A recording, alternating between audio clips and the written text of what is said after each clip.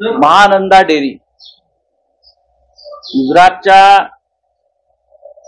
शिरपेचात औद्योगिक महाराष्ट्र लुटून आणखी एक महत्वाचा उद्योग गुजरातला देण्याचा डाव आज उघड झालेला आहे। खरं म्हणजे महाराष्ट्र हे सुद्धा कोऑपरेटिव्ह डेअरीज, दुग्ध व्यवसाय याच्यामधलं एक महत्वाचं असं राज्य आहे। महाराष्ट्रामध्ये अनेक दुधाचे ब्रँड्स आहेत। महानंदा असेल, वारणा असेल, गोकुळ असेल, अगदी आमचे चितळे असतील, अशा अनेक आहेत। महाराष्ट्राच्या ग्रामीण भागामध्ये दूध उत्पादन, दूध डेअरी याचं फार मोठं जाळ आहे। त्यासाठी या राज्यामध्ये अमूलच पाहिजे असं नाही। कर्नाटकमध्ये अशाच प्रकारचा एक नंदिनी नावाचा ब्रँड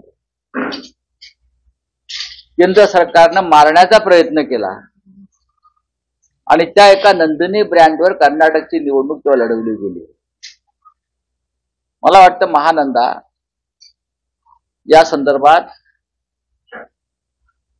जे मी आज पाहतोय, वाचतोय की महानंदा सुद्धा गुजरातला न्यायचा प्रकार आणि प्रयत्न सुरू आहे।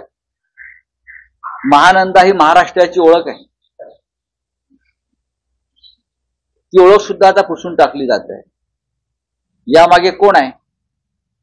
महाराष्ट्राच्या मुख्यमंत्र्यांना हा भ्रष्टाचार, हा घोटाळा दिसत नाही?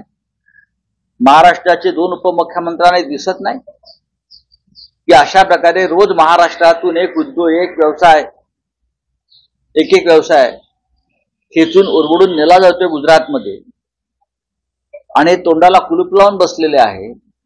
हे कसले या महाराष्ट्राचे मुख्यमंत्री आहेत? हे का महाराष्ट्राचे राज्यकर्ते आहेत?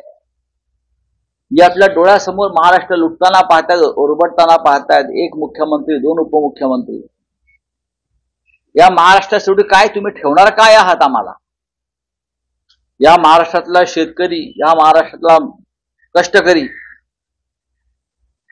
ज्यांचा रोजगार टिकून आहे, अशी कोऑपरेटिव्ह सहकारी चळवळ दुग्ध व्यवसायातली प्रत्येक गोष्ट आपण नेताय तिकडे, आणि एक जात सगळे दिल्लीच्या ताटाखालची मांजरं बनून हे सगळं सहन करतायत।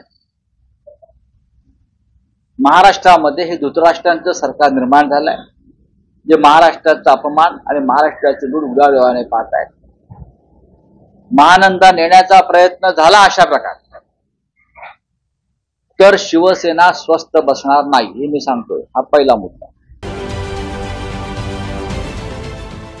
देश विदेशातील प्रत्येक घडामोडींचे लाईव्ह अपडेट मिळवण्यासाठी आता साम टीव्हीच्या सर्व सोशल मीडिया प्लॅटफॉर्मला लाईक, फॉलो आणि सबस्क्राईब करा। तसंच सर्व नोटिफिकेशनसाठी बेल आयकॉन प्रेस करायला विसरू नका।